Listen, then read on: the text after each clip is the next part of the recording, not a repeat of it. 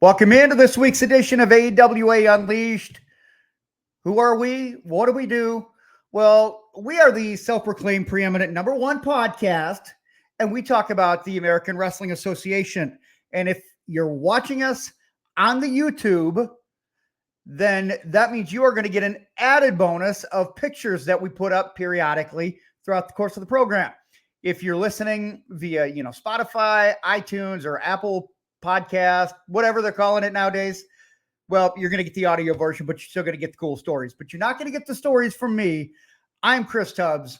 I am just, I'm a guy that doesn't know, right? Two guys that also don't know, Mick Karch and Polish Joe Chupik. Oh, shit, I screwed that up. Okay, what? 3, 2, 1. So two guys that do know are Mick Karch and Polish Joe Chupik. We can edit that. Wow. No, I think you should have stuck with the original statement. We don't know shit. But you know what? We are good at kayfabing. I mean, we definitely portray the image that we have some degree of a clue what we're talking Kayfabe about. Is dead. Kayfabe is dead. We is Zerk. Yep. But you know what? Nizo Shizit is a Gizimic. We count on the fans to point out when we've made a mistake. And God love them, we know there's a handful that just get orgasmic at the opportunity to do that. Their fingers are so tired from all the pointing at us. That's right. So, and in the meantime, we can just be the major league of AWA podcasts. There you go. Damn right. Well, we're happy to have you guys aboard. We like to have some fun. Life is short. Life is meant to be enjoyed. We've said it before. And this is one of the things that we enjoy is talking about the AWA. And this is one of those special shows that we're going to be talking about the questions that you guys want answered. And sometimes we don't get to all of them in the course of a show. So we have to, roll some over, and we'll eventually get to them. And hopefully we get to some today that have been sitting there in the queue for a while. If not, just sit tight. We're going to get to some more. So we're going to do that. But before we do, guys, you see the logo up in the upper right-hand corner. That is for 7th Avenue Pizza. And there's a reason why you see me from the neck up, because the rest of me is, as I like to say, it's body by pizza. And the pizza that fuels this body is 7th Avenue Pizza. And you can check it out. It's a Joe Chupik. Nice nipples. Thank you. Is it cold? Is it cold over there? Well, I did have to shut the windows, and it's 70 degrees with the air conditioner, so not as cold as your place, but none. We need some. You know what? Never mind. That's for an after dark. That's for an after dark. But if you love pizza, 7thAvenuePizza.com. We're in the middle of summer, you guys. I love to grill, and I put my pizzas on the grill. Absolutely fantastic. The meatball and pepperoni is great. The Lucky 7, they've got a brand new breakfast pizza. Check it out all over the Twin Cities. Or if you don't have it in your area, I know that we have people that are listening outside of the Twin Cities metro area. Let me know. It's absolutely great stuff. And if you want to rep the AWA Unleashed Army, which is what we're calling ourselves, I love it. Well, we're not calling us, calling you guys. It's a fun little gizimic. If you want your own gimmick with the AWA Unleashed t-shirt, which, by the way, I've got several of. Joe's got some. Mick's got some. sodastickco.com/AWA Unleashed. Use promo code Unleashed for 15% off. And I'm going to put a fun little logo up there. You see that right there. sodastickco.com. Did we take care of business, guys? We did. All right. It's bell time. Yes, it is. So these are always the fun ones, guys. And I know, Mick, I know you particularly like these because these are they're a very broad ranging show. And we really don't know where this is going to lead because we don't know really what the questions are asked. We can see them when they're lined up, but as for the answers, these could go multiple different ways. I love it. This is my favorite, my favorite type of podcast that we do because we're answering questions that people normally, are not going to answer. And Chris, you and I were talking before we went on the air here today. the 1960s AWA wrestlers, the mainstay guys, I added them up, the ones that are still with us, and it was like 7 or 8 that have survived from the 1960s, and that was a hell of an era in wrestling. So if we don't talk about those legends, nobody's going to talk about them. They're going to be forgotten, and they are a part of history and a great legacy, and we're going to keep them alive. And that's why a show like this, I feel, is important, Joe, because we have a short time left to, really honor and give these people the dap that they deserve while they're still around. Well, when you say that we only have a short time, I hope that there's something I don't know that you know about about our health. But as far as I know, we will continue to bring the stories. We will continue to answer your questions. And I'm sure we will continue to even have a date or a time frame wrong. Mm-hmm. But we are here, as you said, to have fun, to kick up the dust on a bunch of the old stories, to uncover stories that, hell, I may have forgotten about Mick. Well, Mick forgetting stuff is pretty on par for things, but boom. There's a lot of things I wish I could forget. Like the first 5 minutes of this. About 37 years ago, but hey, I digress. But no, we're keeping the AWA alive. Yeah. And if what we do brings some joy to the fans of the old AWA, hell, maybe even some of the fans who never saw the AWA, come on in, tune in, go on YouTube, listen to us, and hear the stories of what I think the three of us consider to be the best wrestling organization that ever was. Yes, that is correct. And one more thing, guys, you can see the bottom. If you want to help us expand, continue to grow, subscribe, rate, review, YouTube. Subscribe. That's probably the biggest growth that we've got right now. Go to YouTube, just hit the subscribe button. Super duper easy. All right, guys, let's go ahead and get into it. We've had the fun with that, but we're going to kick off one for you here, Joe, from Gordy Ersfeld. Kind of an off the wall question, but when you were working in the production ends of things for the AWA, were you an independent contractor or were you an AWA employee, and who signed the checks? And were they rubber? Well, despite what Karch says, that Vern's checks were good. Gordy, thanks for the question. So I actually started for the first month as an employee of the AWA. It was then that Vern came in and talked to me and convinced me to switch over to be an independent contractor. And I came to learn that Vern just didn't want to pay the payroll taxes and have employees on his payroll. Everybody, with the exception of, I think, maybe an office person or two, everybody was an independent contractor. The funny thing about that is it was years later when Vern was going through his bankruptcy where he had made the comment to me about Social Security and how he wasn't really going to be able to take advantage of it because he did pretty much everything. Shall we just call it creative accounting?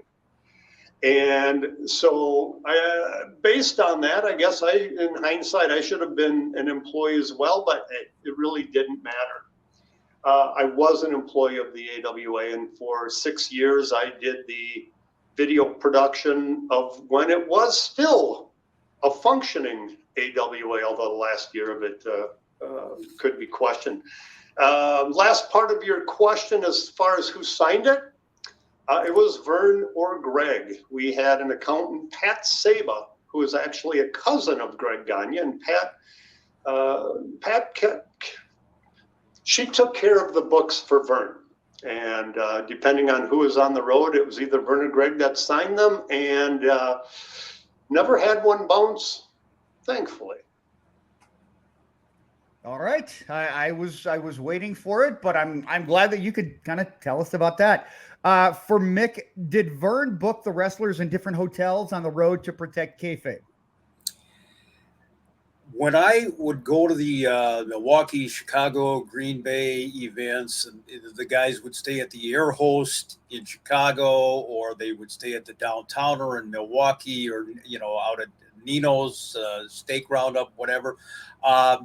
Kayfabe was pretty protected. When I would watch the wrestlers kind of interact, to an extent, they were interacting. Maybe it was with a nod or a wink. Back in the day, or they would be passing in the hallway. They weren't booked at different places, different hotels, unless a guy requested it, for some specific reason, proximity to the airport or whatever it was. But I know that Vern was very heavy into protecting the business. And, fast forward to the 80s, going out to the Marriott and watching the WWF guys in town, everybody's fraternizing with everybody else. So, kayfabe was certainly dead. But no, back in the day, if Don Jardine, Super Destroyer's on one end of the room and Larry Hennig is on the other end, they're staying there. They're not interacting if they're having a feud. That's interesting that you said back in the 80s, because I don't – back in the 80s, to me, I mean, I was, nary a pup still. But kayfabe, you saw guys mingling then? Yeah. Because when I think of the whole, breaking of kayfabe and, kind of exposing the business, I don't think of that till maybe the early 2000s. Kayfabe was actually broken way, way before the 2000s. Well, I mean, I know there was the thing with, was it Duggan and Sheik? I mean, I know that, but I mean, the hotel thing. Yeah, Duggan and Sheik. I mean, that was kind of like, you got this national, worldwide feud going on, and you're trying to present at least a modicum of a storyline, and here the guys get pulled over, and they're riding together to the next town. But as far as at the hotels, at least in the 70s, what I saw was pretty strict kayfabe. And what's funny about what I find funny about that? I'm old school. I wish kayfabe still existed, so you still had that momentary lapse of reason as to whether or not professional wrestling was real or not.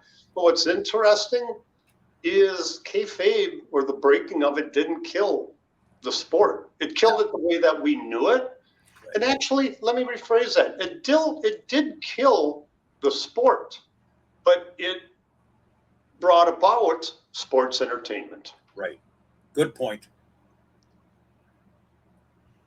All right, just put it there. I am. No, I was just back there and I was getting something else ready for it. From Len Pink, you guys mentioned Dino Bravo and the Jerry Blackwell Body Slam Challenge. He remembers Dino went to WWF as a heel. Whatever happened to him? Dino Bravo. Unfortunately, Dino was a babyface here in the AWA, big, strong guy. We've talked about him before, from Canada. Dino, unfortunately, got involved in some stuff that he probably shouldn't have. No, probably about it. There's Dino as a heel when he went to the WWF. Dino Bravo got involved in some kind of black market cigarette tobacco situation. Yeah, it was an illegal cigarette cartel. Yeah, and it didn't end well for Dino. He was watching television in his house, and some people who were not exactly fans of what Dino was doing at the time went in and shot and killed him with his family in the next room. So unfortunately, things did not end very well for Dino Bravo, but a hell of an ending, actually.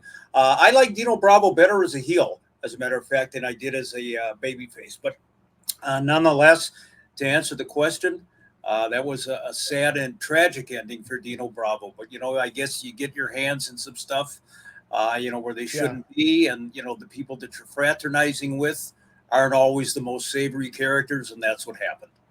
Yeah, Dino is, to me, a testament of, or a good example of somebody that was better as a heel because, as I've stated before, it's a lot tougher to be over as a babyface than it is to get over as a heel. It's easy to get somebody to hate you. Just be a total prick, bitch, asshole. But being a babyface really takes a little bit more talent. And for Dino, definitely heel. Definitely. I don't ever remember Dino as a babyface. I missed that run here.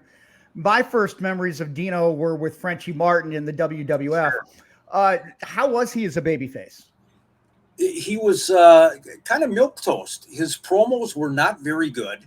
I don't like to say that Rick Martel's promos were bad. They were also kind of bland in the scheme of things. But compared to Dino Bravo, I mean, Martel occasionally would show some fire. I don't recall that happening with Dino Bravo. I think he had kind of monotone promos, even when he was in the midst of a feud. So definitely, when he made that transition to heel in WWF, that was career changing, no doubt. The right call. Let's get to this one from Barb Seidlitz. Hopefully, Barb, I pronounced that name right. She lives in Waukesha, Wisconsin. One of the AWA TV wrestlers promotes very successful independent cards here in the Bruce City Wrestling Company. Frankie DeFalco, such a character. Any chance of getting him on the show? I would love it. I think character that's the perfect descriptor for Frankie DeFalco. I love Frankie. I've known him, as Joe has, going back to those AWA days. He has made Bruce City Wrestling, a small promotion in the Waukesha, Wisconsin area, very, very successful. He's gotten into the ring himself within the last couple of years, has Frankie. Just a great guy, and he would have some stories. So I would love to reach out to him and get him on the podcast. Yeah, when I think of Frankie, it's the little nickname that gets thrown in there that I love. Frankie the Thumper DeFalco. Look at him. There he is. There's Frankie. Gotta love that guy. And what you see, ladies and gentlemen, right there in that picture is Frankie DeFalco being Frankie DeFalco. Am I right on that, Joe? You are correct. Very nice guy. And you know what? He was somebody that I don't think he could have ever main evented in the AWA, but I could have seen him getting to mid card level. I mean, he had a good personality about him in the ring. I don't recall ever cutting a promo with him or seeing a promo that he had done back in the day. I think Frankie had it to be able to be a little bit more than a jobber in the business. Agreed. Let's get him on the show. I'll reach out to him. That sounds fun. Sounds good to me. We've also got another one later on about another guest that people are interested in. This is for all of us from the crew, or for the crew rather, from American Lucha. If you take Billy Robinson out of the equation, who else who never held the title would have made a good AWA champion back in the 70s? So we're only talking about that decade. We're not talking about anything else, just in the 70s. And who had never held the title at that time. Who had never held it, yes. Okay. Having looked at that question, my choice would have been Ivan Koloff. And the reason I say that is Ivan came here right after the Bruno Sammartino championship situation in Madison Square Garden, which, of course, at the time was, earth-shattering news and one of the big upsets in pro wrestling history. I think it would have been ideal. Ivan comes here. He's under the management of Stan Crusher Kowalski. Stan had brought in another foreign menace, Kobayashi, to challenge Vern Gagne in 1971, unsuccessfully. So to me, this would have made a great transition. You bring in Ivan, he just beat Bruno Sammartino. Now he's going to beat Vern Gagne. I think the reason they probably didn't give Ivan the championship, and I don't know this for sure, is that Vern didn't want the WWF at the time to look like a stronger promotion than the AWA. And, that may or may not have been the reason, but I think Ivan Koloff would have been ideal. Nice pick. I'm going to go with somebody who I'm going to put in a similar vein to Koloff because he had been here prior and wasn't around a ton later in the 70s especially, but I'm going to go with the American Dream, Dusty Rhodes. Oh. No denying his talent and his ability on the mic, getting over either way as a babyface or a heel. I think Dusty would have made a great champion here as either a babyface or a heel, depending on what time frame in the 70s that we're talking about. But my pick, I'm going with the Dream, Dusty Rhodes. Chris, who you got? I am going to take someone as well that made that transition, babyface, heel, babyface, Larry Hennig.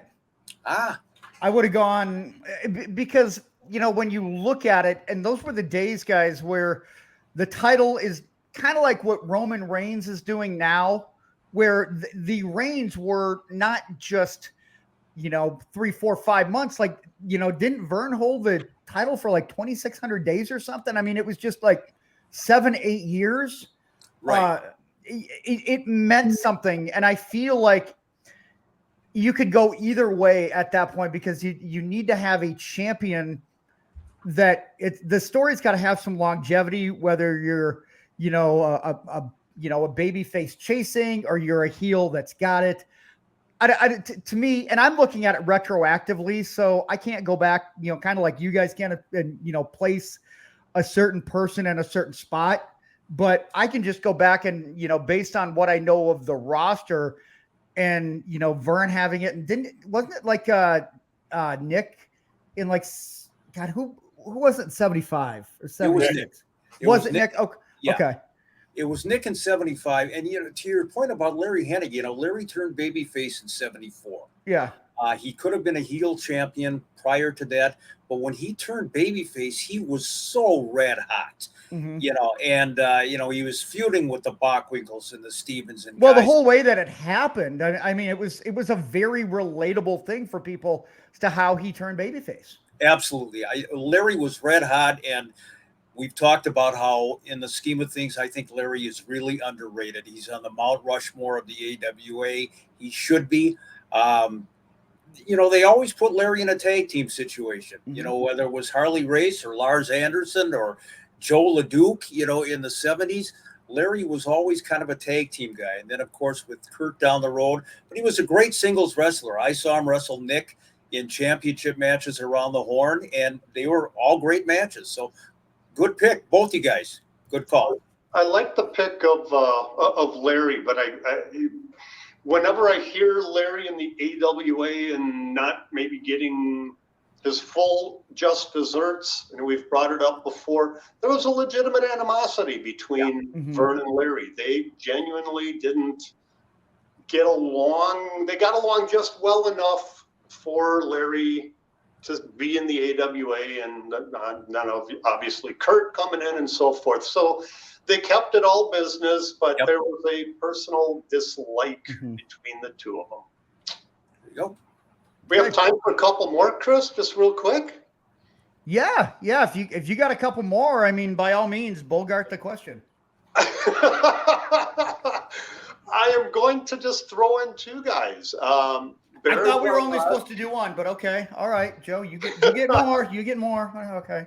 Well, you can take the last, add another one if you'd like, but I'm going to go with Baron von Raschke, and then another guy who I guess sort of fits in the question, but could be an asterisk, and that's Stan the Lariat Hansen. He came about in the late 70s into the AWA, and then fast forward to December 29th of 85, and he did become the AWA champion. But Baron, one of the most hated guys in the early 70s for sure, with his partner Horst Hoffman, his tag team. Horst left, and Baron was pretty much left to his own, and Baron got a couple of tag team championships, at least one with a Crusher in there that I can recall. But Hansen and Baron, I think, could have been two outlier picks for AWA champion during the 70s. Good stuff. All right, let's go to the next one here, guys. This one is for me from Terrence Gale. Even though I was a late comer to the AWA, what was my favorite AWA match? I'd have to say at the time I hated Larry Zbyszko. So pretty much anything that Larry Zbyszko did in the, maybe 89, 90-ish maybe, whether it was just, I enjoyed watching Larry, whatever he did, because he was just so easy to hate. And I thought he was pretty, I thought he was pretty good. Like when he was in the ring, didn't he take on, didn't he have a couple with Nick? I'm just trying to think off the top of my head here. Larry is the one who turned Nick babyface. Yeah. With the whole nunchuck situation on TV. And, Larry, then he had a feud with Sergeant Slaughter, for a long time for the America's Championship. Larry did his job very, very well. Yes, he did. And so I could certainly understand.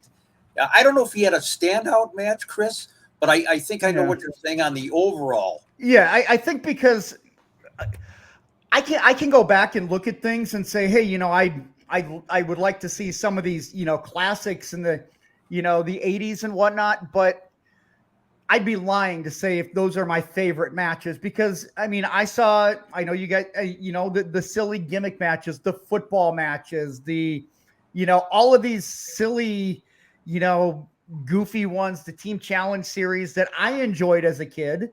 I know that it's, not looked at fondly by a lot of AWA fans, but that was what I saw. Sure. So I wanted things that I could get invested in and things that I remember. So it was just pretty much anything that Larry Zbyszko did, because it was just so easy to remember. And I just remember it was that hooked me as a kid. So not any particular matches, but I would have to say overall, just watching Larry Zbyszko and now having an appreciation for just exactly how he went about his business. There you go. Chris, I got to say, I actually agree with you on one point of that, and that is that Larry had memorable matches, but nothing that would tell. I don't think I'd put anything in the top 50. Yeah. But what Larry did, he did do extremely well, and that was piss everybody off when they watched his match. We would be in the truck, and it would be, okay, pick a time. If we're doing a taping at the Showboat, Larry, we do 3 weeks at a time. Larry would probably be on for 2 of the tapings. And before the matches in the truck, we would state, okay, we got Zbyszko in the first one. What are we going to do for the over-under for the time before he actually locked up? And the time started not from when the bell rang, but from when he got up onto the ring apron. So it was a little bit more of a challenge, because sometimes it'd be the match would start. It'd be 4 minutes of an entrance for Larry, and before he would actually go into his first lockup. Yes. But again, he did it well because, as you stated, you hated Larry, but you liked him because it was memorable. So in other words, mission accomplished. Yeah. And and again, guys, I'm looking at this as I'm like a 14, 15-year-old kid. I'm not an adult. I'm not somebody that's a. Hold on, I still am, by the way. That's true. That's true. So, before anybody's like, what the fuck? That's fucking stupid. I was a kid at that point. Okay. Like when the AWA went out of business, I had just got my driver's license. Okay. So this is all, this is me. Again, before anybody gets on me. One last thought about Larry Zbyszko, and then let's move on. Like Joe said, nothing memorable, top 50. Yeah. But you remember Larry Zbyszko because of how he pissed you off, and his feud with Scott Ledoux, who everybody in Minnesota loved. Yes, absolutely. 100%.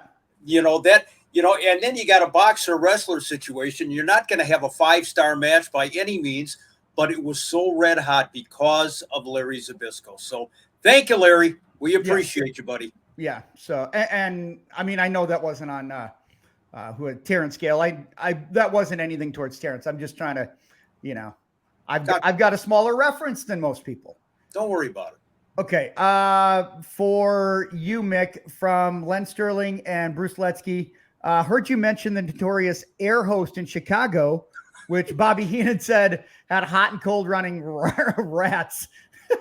Right. I did not read that beforehand. I was going to say, okay, hot and cold running rats. Do you have any strange stories from one of the after parties there? The after parties at the Air Host were really classic. If I remember correctly, they had a pool table, kind of a little billiard room in the back. The boys would be imbibing out front. One particular incident, if you got the stomach for this, big bad Bobby Duncombe. Bobby, where is he? Where is Bobby? There he is. There's old Texas Bob. Bobby was playing pool with somebody in the back, and there were a couple of interested female fans watching the proceedings.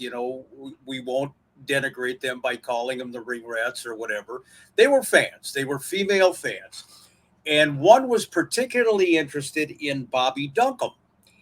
And Bobby's, swigging a bottle of beer and, while he's playing pool, what have you. And I turned away for a second, and then I turned back, and this lady is saying to Bobby, "Hey, can I have a drink of your beer, big boy," or whatever. Yeah, sure, go ahead, Bobby, the Texas drawl. She takes a swig of the beer and then and goes running out.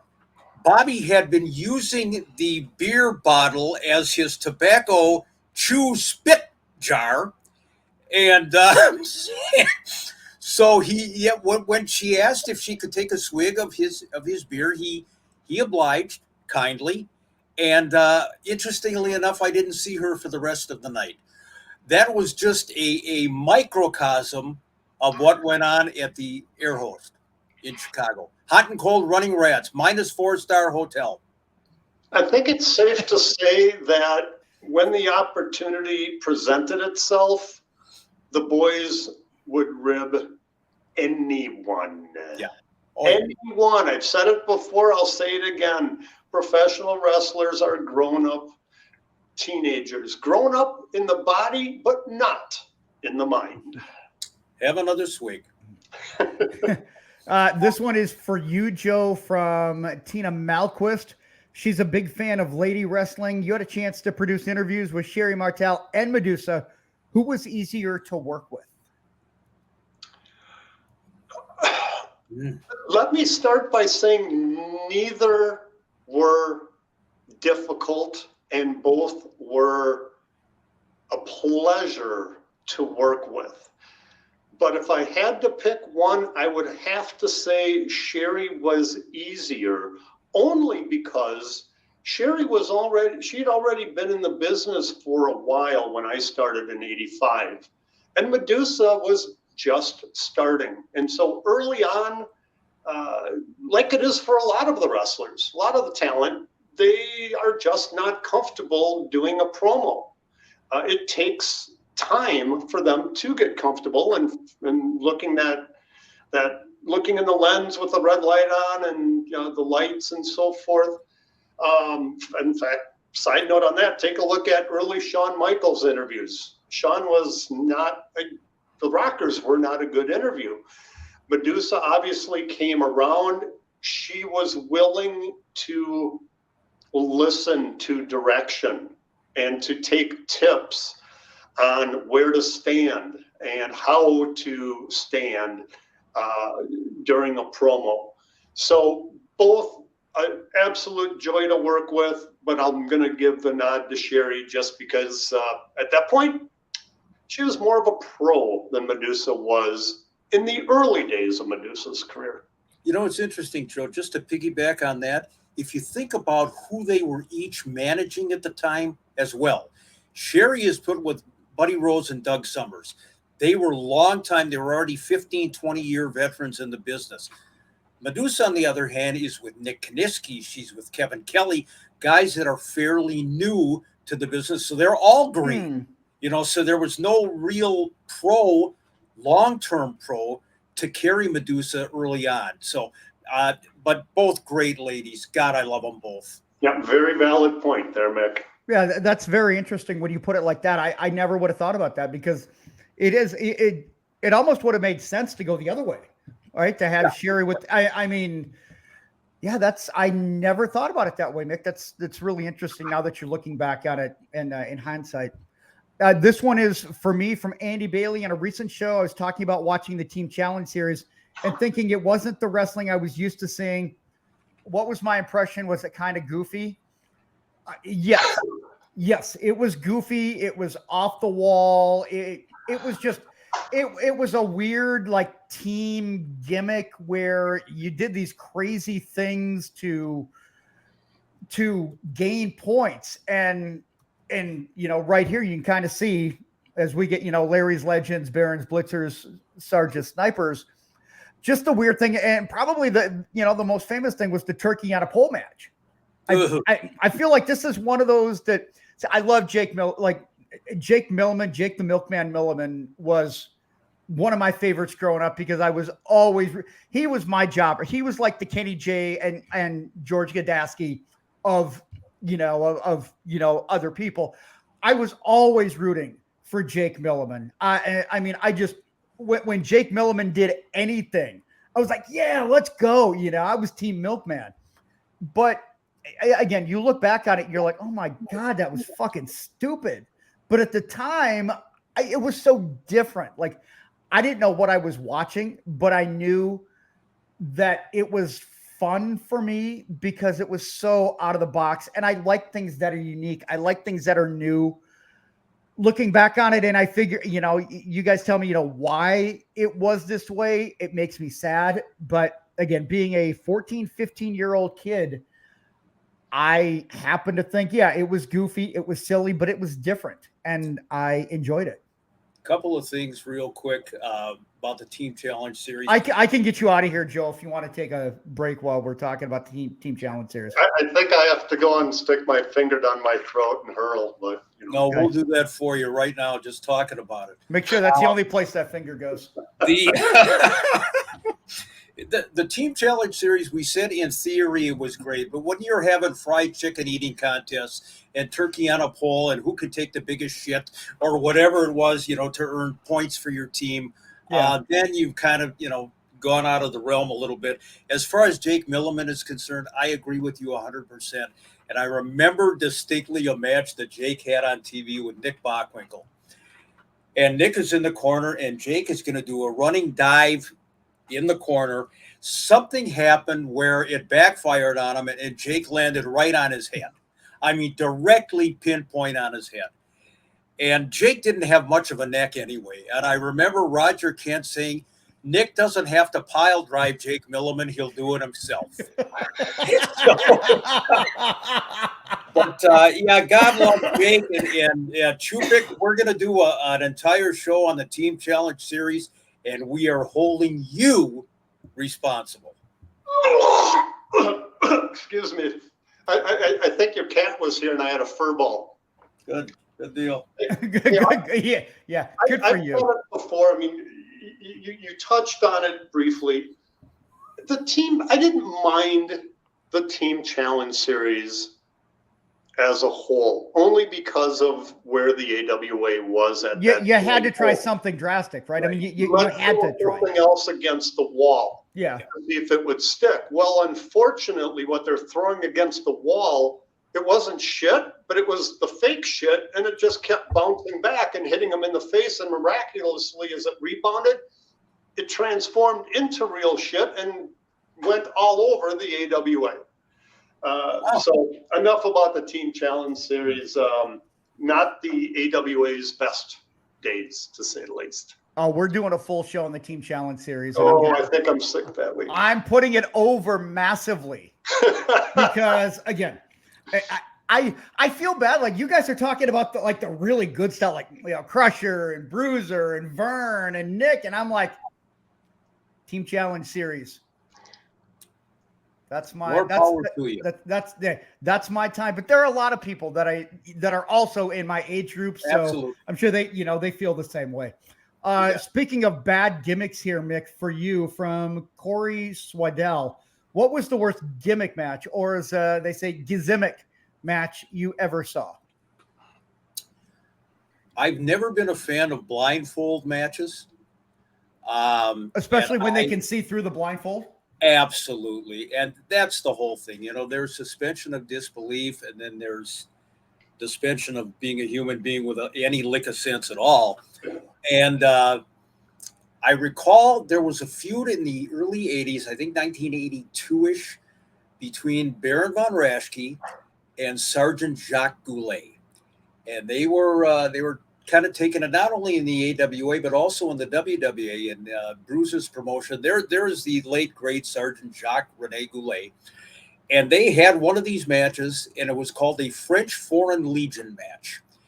Now, I didn't know that they did this type of match in the deserts of the French Foreign Legion. But apparently they do. There he is. There's Barry. You even got an autograph, you YouTube subscribers. Baron von Raschke. But again, Chris, the idea was, we're going to put blindfolds on these guys. It was more of a hood than it was a blindfold, kind of a hangman's hood. Can't do that nowadays. Oh, absolutely not. But it was like so ludicrous, because for 15 agonizing minutes, they're going around and they're swinging at air, and then they're bumping into each other by mistake, and then they're tripping over each other. There wasn't a lot of wrestling action in the match. So if you want to have any modicum of, hey, this is wrestling, they're really trying to hurt each other, this is a feud, that type of match just didn't do it for you. And like you said, clearly, from the outside, it looks like they can't see. From the inside, they can see just fine where everybody's at. And I just hated those matches. Hated them. Chicken eating contest for me. Oh. Yeah. I don't even know that that's a gimmick match. It's just a brutal attempt at trying to fill airtime. Yeah. Okay. I would go along with that. I think there's more realism to eating a piece of fried chicken than there is, walking around a ring with a mask that you can see through. But well, at least you had people attempting to wrestle. And I guess, Mick, I've seen you eat. I've seen you attack and beat up some chickens before. But I won't beat anybody up if they're not chicken. It's always been my philosophy. If you're going to fight a guy, you better be a chicken. Well, cock and doodle doo. Let's get on to the next one. No, speaking of filling time, we got killing it. Yeah. You know what we need to do is we need to have a blindfold chicken eating contest. Why? Why not? Okay, all right. If we can get Popeyes to sponsor it, I'm all in. Popeyes, right. Who was owned, as we said before, by the transplant specialist, Dr. John Najarian. Figure that out. Eat my chicken, go into, renal failure, and then I'll do a transplant for you. I loved when I saw that they were going to be coming in for interview day after they got the franchise, because they would always bring in bags and bags and bags of chicken and all of the fixings. When they would first come in, it was amazing. Didn't matter if it was 10 o'clock in the morning or 1 o'clock in the afternoon. It was lunch, because the Nigerians were here with Popeye's chicken. That's great. That is really great, Gordon Ramsay. Can we get to the next oh my God. Next related question? Yeah, well, let's I'm going to skip this one. I got a couple more, guys. Here's one from Brett Williams. We're going to go down to 15 here. Do you guys know the reasoning behind the finish between the Hennig Hall versus Rose Summers with the count-out title switch? It was never explained on TV in any way. The three of us discussed this before we went on the air, and I've got to plead somewhat ignorance to this. I don't remember, unless there was this particular stipulation in the AWA, that a title could not change hands on a count out. I know that they always said, a title couldn't change hands on a disqualification. That was one thing, but unless I missed something, I don't remember them saying, this match, if you're counted out, on the floor, you can't lose the championship. So that's always been a question that keeps coming up. Why did the AWA allow that? Joe, I mean, you're doing production and everything. I can't explain this one. Well, and I'm sort of with you, but here's the thing where I think I'm going to disagree with you slightly on that. If you look at when they did a no disqualification championship match, it would always be no countouts, right, no disqualifications, and so it was always added in as a special part of this amped up championship match. Now, why did this happen in this one? I never got the answer for that. Let's see, this would have been, I believe, 86? 86, yeah. When this took place. I mean, the whole angle, we had De Beers interfering, and that's what kept Scott Hall from getting back into the ring, and then that set up the whole feud between De Beers and Scott Hall.